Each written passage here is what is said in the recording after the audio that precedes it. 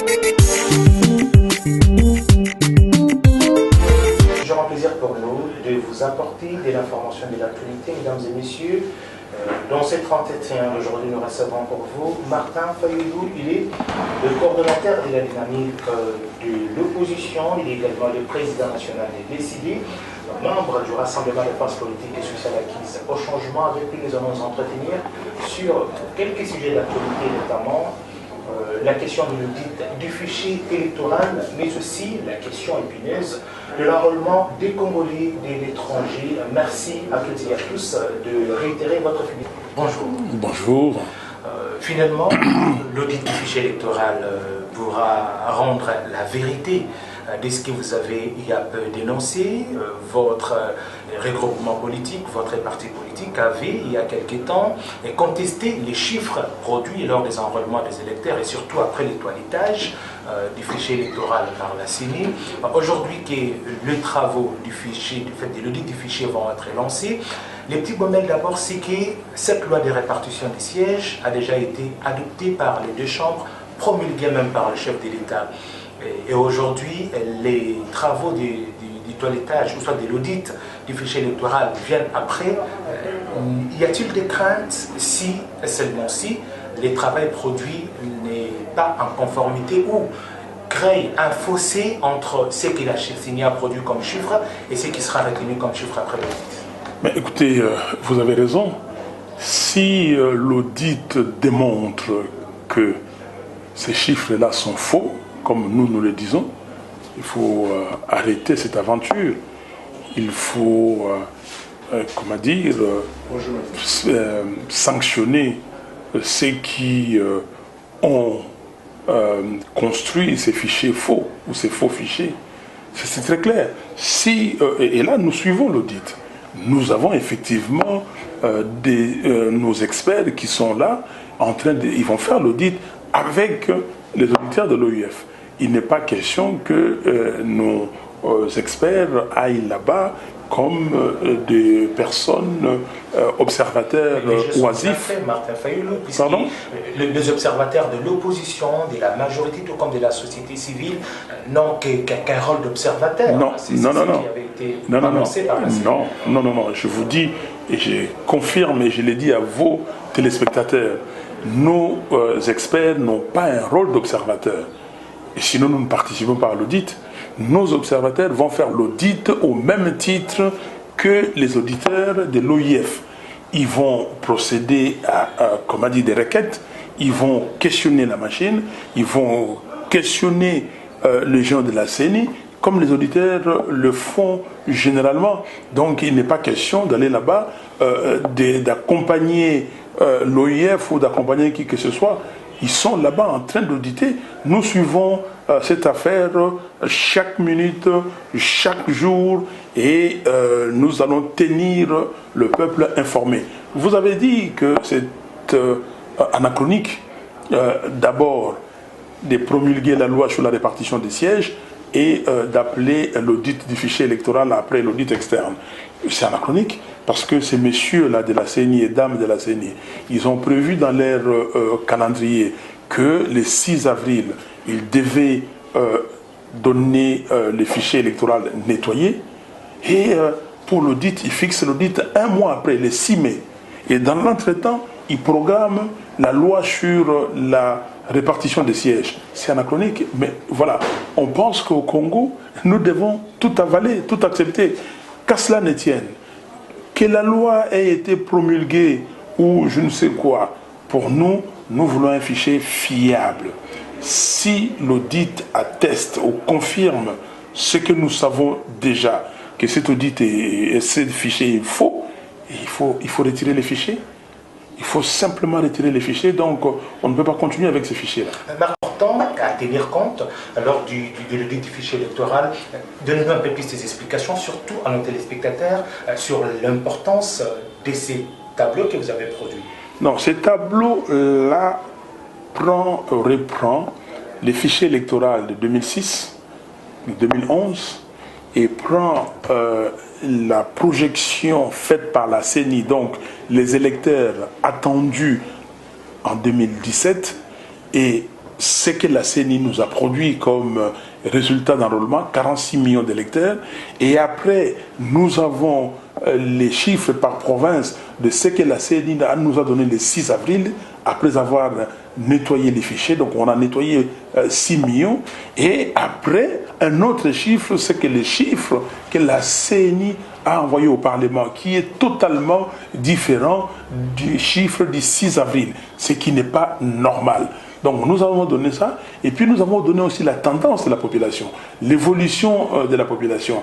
La population en 2011, la population en 2015, 2016, quelle est la densité de chaque province. Et nous sommes allés jusqu'à utiliser les standards internationaux pour dire si les standards internationaux étaient utilisés, cette moyenne-là, combien de députés chaque province aurait eu au regard de sa population. Et par rapport à ça, nous avons mis à côté ce que la loi sur la répartition des sièges a donné. Vous allez constater, par exemple, si on avait utilisé les choses, on avait fait les choses correctement, Kinshasa aurait eu 67 députés. Et là, Kinshasa a 55 députés. Ce n'est pas normal, c'est pour cela qu'il faut faire un travail sérieux, un audit sérieux pour édifier la communauté nationale et même la communauté internationale qui suit le processus électoral au Congo. Mais à cette année des élections, c'est la question de l'enrôlement des Congolais de l'étranger. Aujourd'hui, la CENI ne se cache pas, elle dit être dans l'incapacité d'enrôler tous les Congolais de l'étranger. Regardons-nous les yeux dans les yeux, Martin Fayulu. Est-ce que n'est-il pas temps suffisamment aujourd'hui, à presque 6 mois des élections, de lever certaines options, soit pour un report carrément des élections au regard et cette question d'enrôlement des Congolais de l'étranger? Écoutez, mais non, mais c'est une question pertinente. Les Congolais de l'étranger, il y a une loi électorale qui a été adoptée, promulguée. Cette loi dit quoi? Que les Congolais de l'étranger sont aussi électeurs, ils doivent voter pour les candidats présidents de la République. Ils doivent choisir un président de la République. C'est la loi. Comment vous allez changer ça? Comment vous allez changer ça? Et même dans les standards internationaux, vous savez qu'il y a des choses qu'on ne change pas dans l'année des élections. Ça, c'est déjà incrusté là-bas, comme disent les Américains, embedded. C'est incrusté, c'est là-dedans. Qu'est-ce que vous allez faire? Donc, ce n'est pas normal. Alors, voilà, la CENI pensait vraiment jouer au jeu des enfants, comme on dit chez nous ici en Lingala, l'ioto. Ok? Ils pensent jouer au jeu, les enfants pensent, ils prennent des choses, maman a acheté quoi, ils prennent une partie, ils vont faire les trucs pour s'amuser. Mais ce n'est pas un amusement. C'est un pays d'aujourd'hui près de 90 millions d'habitants. C'est un pays qui regorge des ressources naturelles énormes pour le monde entier. C'est un pays qui est le deuxième poumon du monde. Les tourbières qu'on vient de découvrir, comme on dit dans l'Équateur, qui peuvent absorber 3 années de carbone produit dans le monde. Mais est-ce que vous prenez les Congos pour n'importe quoi ou bien comment? Donc, si les dirigeants actuels, parce qu'ils sont venus avec l'AFDEL et qu'ils sont incapables, qu'ils arrêtent. Donc, vous dites que si M. Nanga, Bassengezi et les autres, s'ils pensent qu'ils ne peuvent pas enrôler les Congolais de l'étranger, alors que la loi demande l'enrôlement de ces Congolais, il faut arrêter. Mais pourquoi ils ne veulent pas enrôler ces Congolais? Parce que c'est eux hier qui ont crié « ces messieurs et dames sont Congolais comme nous ». Non, maintenant, on dit que c'est l'opposition congolaise qui avait beaucoup plus crié. Ben non, mais s'il vous plaît, mais s'il vous plaît, il faut arrêter. Les Congolais à l'époque, ceux qui ont crié, c'était parce qu'ils voyaient la supercherie. Mais maintenant, la loi est là, et c'est la loi. Non, pragmatisme obligeant, Martin Fayulu. S'il vous plaît. Devons-nous avoir des élections sans les Congolais de l'étranger? Non. Ou reporter les élections? Non. Pour avoir la Il n'y a pas à reporter les élections. Il n'y a pas à avoir des élections sans Congolais de l'étranger. Les Congolais de l'étranger doivent voter. Et s'ils ne sont pas là, et de toutes les façons, vous savez, il faut une sanction. Vous avez prévu qu'ils doivent voter. Ils ne votent pas. Et il n'y a pas élection. Qu'est-ce que vous dites après? il y a une sanction. C'est pour cela, vous voyez, vous venez tout naturellement vers notre projet, vers notre proposition, tout naturellement, pardon, c'est de cette transition sans Kabila. Parce que cela nous conduira à avoir une transition sans Kabila. Elle peut être encore de vigueur aujourd'hui, pouvons encore réfléchir à une transition sans Joseph Kabila, quand on sait que toutes les tentatives, ça fait plus de 2 ans, Martin Fayulu, qui est l'opposition, crie à la transition sans Joseph Kabila, mais qu'elle n'arrive pas à atteindre. N'est-ce pas une recette qui a montré ses limites et qu'il faille penser à autre chose? Mais c'est vous qui dites qu'il faut reporter les élections. On ne peut plus reporter, on ne va reporter rien, il faut constater. Voilà, ce que je suis en train de dire, c'est ceci. Vous avez programmé les élections pour le 23 décembre 2018. Pour le peuple congolais, ce ne sont pas les élections qui importent à ce niveau-là. Pour le peuple congolais, ce qui est marqué chez eux, les clichés, c'est quoi? Kabila part le 23 décembre 2018. C'est ça les peuples congolais. Effectivement, quand je parle de la transition sans Kabila, le peuple congolais me dit, mais écoutez, Fayulu, ce monsieur-là doit partir le 23 décembre 2018. J'ai dit oui, il doit partir, mais il doit partir s'il y a des élections crédibles et transparentes. Mais s'il n'y a pas ces élections crédibles et transparentes, qu'est-ce que vous faites à la place? À vous entendre, Martin Fayulu, vous accepterez un report des élections et sans Joseph Kabila? Non, oui, ah oui, ça c'est juste. Nous accepterons une transition sans Kabila pour préparer les élections correctement, mais une transition sans Kabila veut dire que le gouvernement est assuré, géré par des non-politiques. C'est par la société civile, pas un seul politicien qui va là-bas pour préparer les élections. Non, tout politicien doit rester dehors, préparer les élections et laisser à la société civile, aux gens neutres qui, eux, ne se présenteront pas, aux élections à venir, préparer ces élections pour toute la communauté nationale. Est-ce une solution quand on sait que la CENI, que vous décrivez aujourd'hui, et à sa présidence, gérée toujours par la société civile? Écoutez, oui, M. Nanga est de la société civile? En tout cas, de l'entité société civile. S'il vous plaît. Il a été proposé sur Martin Fayulu. Tout le monde est de la société civile. Revenons en arrière. Ngoye Molonda, société civile, oui. Apollinaire Maluma, société civile, mais ce n'est pas pour autant que vous n'avez pas décrié toutes ces élections. Comment on n'a pas décrié? Vous avez toujours décrié. Alors la question c'est de savoir, est-ce que vous pensez que donner la gestion des institutions aux membres de la société civile serait résoudre la question? La société civile responsable, pas les Ngoye Molonda, pas les Maluma Loupé à son âme, pas des Nanga. Pas des gens qui trompent, le peuple, pas des gens qui se mentent eux-mêmes. Non, non, écoutez, nous disons que c'est des gens responsables, des gens qui ont une dignité, qui ont un amour propre, qui ont quelque chose à perdre. Et ce sont ces gens-là, c'est de ces gens-là que nous parlons. Ne me citez pas des noms, des gens de peu de moralité, de peu de valeur. Quand vous avez des valeureux dans ces pays, vous avez des gens qui sont respectés mondialement dans ces pays. On parle de cela. On ne parle pas des gens qui viennent chercher de l'argent. On ne parle pas des gens qui pensent qu'il faut assurer le lendemain. Ceux qui ont assuré leur lendemain, ou entre guillemets le lendemain de leur progéniture hier, sont où aujourd'hui? Il s'agit du Congo. Un pays aujourd'hui de près de 90 millions d'habitants, où il y a encore des millions et des millions d'habitants qui vont venir après nous, et il s'agit de ces pays. Il s'agit du pays de Lumumba, du pays de Kimbangu, du pays de Malula, du pays de Rochero, de Luambo, de Calais, de Papa Wemba. Il s'agit de ces pays-là, de ces gens valeureux, reconnus mondialement. Il ne s'agit pas des pays des médiocres. Parce que vous voulez que tout le monde soit médiocre, qu'on se lance dans ces discussions inutiles des médiocres pour nous envoyer loin et, avec la méthode Coué, dire au peuple, travailler le mental du peuple. Non, regardez là où nous sommes aujourd'hui.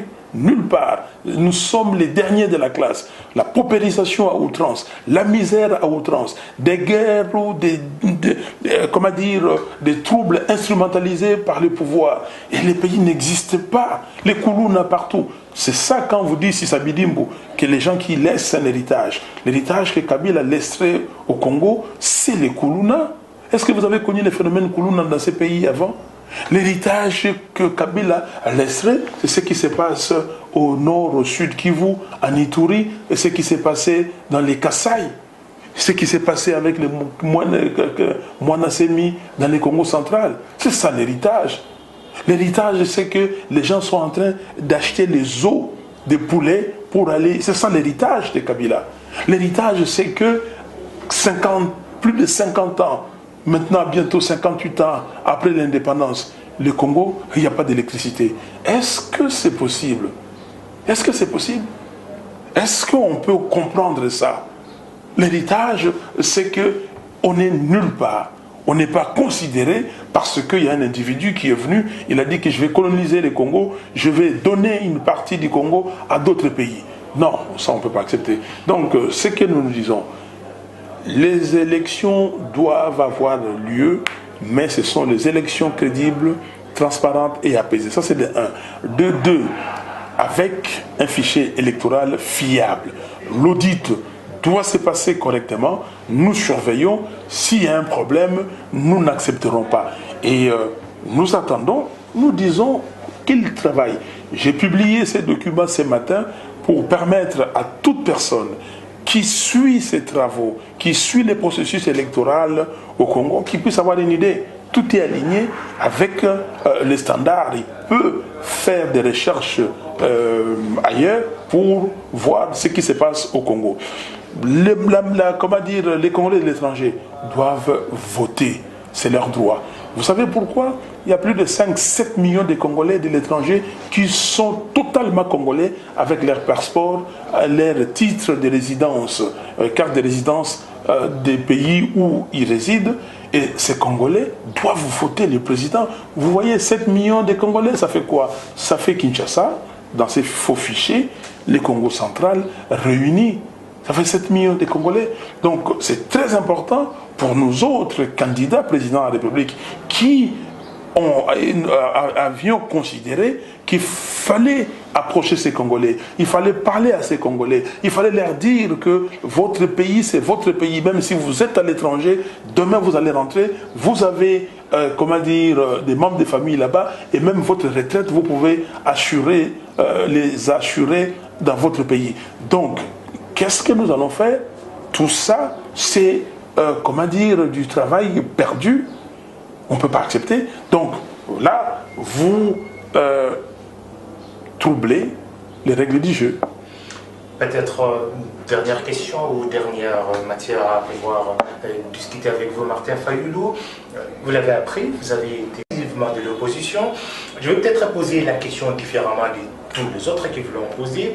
Lorsque vous suivez, par exemple... Moi, ça me fait ni chaud ni froid. Cette affaire-là, pour Fayulu, je suis étanche. C'est comme... Non, je suis étanche. Pour moi, ça ne me fait ni chaud ni froid. Mais ce que Mayo dit, mais c'est vrai, le temple de la démocratie, qui est devenu un temple partisan, qui règle des comptes aux gens. Moi, on ne me règle pas des comptes. Moi, j'ai été élu en 2006. Je terminé mon mandat, je suis parti. J'ai été élu en 2011. Le mandat a commencé en février 2012. Et le mandat devait se terminer en février 2017. Par la faveur de l'accord de la Saint-Sylvestre, on a prorogé ce mandat de quelques mois. Parce que l'accord de la Saint-Sylvestre signé le 31 décembre 2016 avait une validité d'1 an. Et on a dit qu'à fin décembre 2017, il fallait avoir les élections. On a prorogé. Pendant qu'on a prorogé ça, j'ai continué à percevoir les indemnités de mars jusqu'à décembre. J'ai reversé ça à la caisse de mon parti. Parce que c'est un mois seulement que vous avez reversé. Et bien les autres mois, ils sont où? Donc les autres mois, je les ai pris. Mais c'est la personne qui a payé qui me dit qu'il a payé. Non, écoutez, soyons logiques, s'il vous plaît. Je vous dis que de mars à décembre, j'ai reversé à mon parti politique. Parce que mon mandat était terminé. Même si on a prorogé, de toutes les façons, on a payé, je n'ai plus jamais mis mes pieds là-bas. Mais au 1er janvier 2018, cette assemblée est devenue légitime, comme toutes les institutions à mandat électif, totalement illégitime et illégal. Je l'ai dit et j'ai quitté.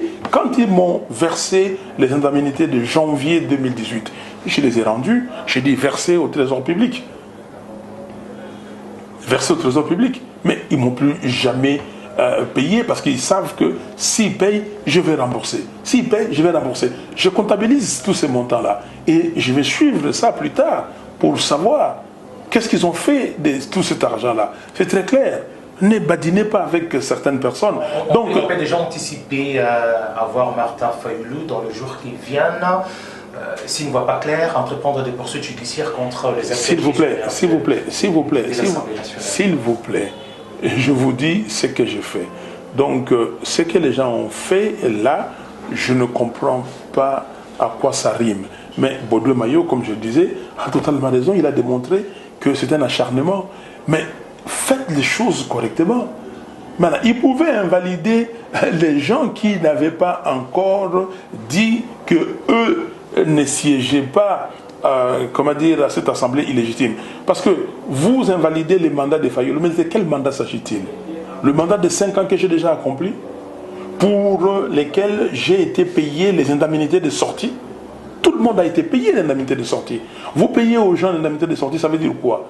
On perçoit ces indemnités quand on a terminé le mandat. Moi, j'ai terminé le mien. Alors, maintenant, vous dites, j'ai dit que je ne suis pas un député illégitime. Vous avez invalidé le mandat de qui? Et qui il a reçu d'où? De qui?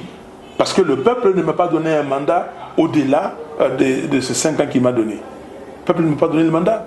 Mais prorogé, alors si c'est prorogé par les forces vives de la nation, il faut comprendre les forces vives de la nation. C'est quoi les forces vives de la nation? C'est les citoyens congolais réunis en partis politiques et dans la société civile qui se réunissent au nom du peuple et ils décident une chose, comme on a décidé à Sun City avec l'accord global et inclusif, comme on a décidé à la conférence nationale souveraine. Ce n'était pas tout le peuple qui était réuni, mais une portion du peuple, ses représentants en force vive de la nation, et le peuple a accepté ces décisions-là, comme le peuple a accepté l'accord de la Saint-Sylvestre. Donc, c'est comme ça qu'il y a eu la prorogation de ces quelques mois-là. Mais au-delà, le peuple n'a jamais accepté. Le peuple n'a jamais accepté. Donc, j'ai dit que M. Minakou joue un jeu qui les discrédite davantage. Et dommage. Dommage qu'on voit des gens qui se disent président de l'Assemblée nationale, ministre de ceci, ministre qui ne respectent pas leurs fonctions, qui ne se respectent pas eux-mêmes. C'est quand même catastrophique.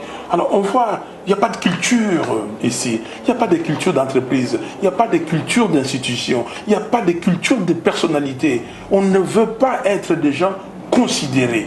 Alors là, c'est Afdel nous a mis dans le baba et il faut arrêter ça. Justement, Afdel nous a mis dans le baba, peut-être que c'est la dernière question, on va anticiper. C'est jeudi, le 17 mai, on va totaliser 21 ans depuis l'avènement de l'Afdel, venu pour la libération du Congo, Martin Fayulu. Quel bilan vous pouvez tracer de 21 ans de l'Afdel? Mais c'est la catastrophe. Mais c'est la catastrophe, le chaos total. L'Afdel nous a amené des gens qui n'ont pas de culture de l'administration, qui n'ont pas de culture de texte, que la Constitution n'est rien pour eux, c'est un lambeau, c'est un papier. Que la parole donnée, ce n'est pas une parole. Qu'on peut faire n'importe quoi. Je dis une chose, je dis que ces institutions sont illégitimes, je ne serai pas un député illégitime. Ce n'est pas pour l'argent que je suis allé là-bas. Je ne suis pas allé là-bas pour l'argent. Cet argent, je l'ai donné aux nécessités, aux gens, là où je pouvais intervenir, aux partis, une partie au parti. Ce n'est pas normal. L'Afdel est venu ici dans ces complots de déstabilisation du Congo, de la balkanisation du Congo. Nous sommes toujours dans ces complots-là. Et aujourd'hui, les complots ont changé. Et vous voyez, on veut maintenant complètement déstabiliser les Congo pour que la balkanisation ne soit qu'une conséquence. Donc aujourd'hui, vous fragilisez les Congos. L'Ituri, regardez ce qui se passe. Et vous voyez en Ituri, on ramasse de l'or et tout ça. N'importe qui peut venir. Demain, ils veulent que toutes ces parties-là, où on ramasse les coltans, où on ramasse de l'or, où il y a que ce soit un no man's land. Et quand c'est un no man's land, personne ne contrôle et on part, on fait n'importe quoi. Vous comprenez? Donc, quand même vous a amené à faire partir Mobutu. Là, non, mais s'il vous plaît. Là, vous avez échoué. S'il vous plaît. Nation d'histoire obligeant. Non, l'histoire. Il y a les bons et les mauvais côtés. Non. Comme le dit Didier Mengi, il faut qu'on réapprenne l'histoire de ce pays. Mais Mobutu était parti avec la conférence nationale souveraine. Vous ne savez pas? Dans le fait. Non. Mobutu était parti, c'est parce que ces gens qui ont comploté contre le Congo n'ont pas, ont fait retarder les choses. Mobutu était parti avec la CNS. Nous avons réduit Mobutu à néant. J'étais membre de la CNS. Je sais ce que je vous dis. Et ce que nous avons fait. Nous avons fait partir Mobutu. Mobutu n'était rien. Mobutu passait quand il regardait la télévision, on nous disait, chez lui il pleurait, seul, dans sa chambre ou dans son salon. Mobutu était parti. Mais maintenant, même comparons Mobutu, l'époque Mobutu et l'époque Afdel. Comparons. L'époque Mobutu, les étudiants allaient en bus scolaire à l'école, en classe, même des majorus. L'époque Mobutu, il y avait l'électricité. Dans les quartiers, les taux de couverture en eau potable et en électricité, nous étions parmi les meilleurs d'Afrique. La régie des eaux était citée en exemple. J'étais étudiant, je faisais mon 3e cycle de gestion à l'Institut supérieur de gestion de Paris. Et j'ai vu les gens de la Lyonnaise des eaux qui sont venus, ils m'ont dit, monsieur, je crois qu'on peut vous recommander au Congo, il y a une société magnifique qui est dans les standards internationaux, la régie des eaux. Et ils m'ont même cité le nom du patron de l'époque, Tchongo. Déjà, en France, nous sommes à Paris, dans une des grandes écoles de commerce de Paris. Est-ce que vous vous rendez compte? Aujourd'hui, où sommes-nous? Aujourd'hui, la régie des eaux est gérée par les Sénégalais. Ironie du sort. Mais ça, ce n'est pas une gifle. Ça, ce n'est pas nous ridiculiser. Alors, cher ami, je peux continuer et sur les 21 ans de l'AFDEL, non, nous sommes nulle part. Les étudiants, l'éducation, le système de transport, les gens ne mangent pas. J'ai parlé des os, des poulets. Non, écoutez, il faut qu'on arrête. Kabila doit partir et il est temps pour les Congolais de faire en sorte que Kabila parte. C'est notre volonté à nous et cette volonté doit être faite et réalisée. Je vous remercie Martin Feu d'avoir accepté de répondre à la question. C'est moi qui vous remercie. Voilà, c'était un plaisir pour nous, fidèles téléspectateurs, de vous avoir présenté cet entretien. Nous recevions pour vous comme invité Martin Fayoulou, coordonnateur de la dynamique de l'opposition, président de l'ECD. Avec lui, nous nous sommes étalés sur les grandes questions d'actualité politique. Vous avez retenu, et toujours le même, les mots phares, transition sans Kabila, Kabila doit partir. Merci à vous toutes et à vous tous.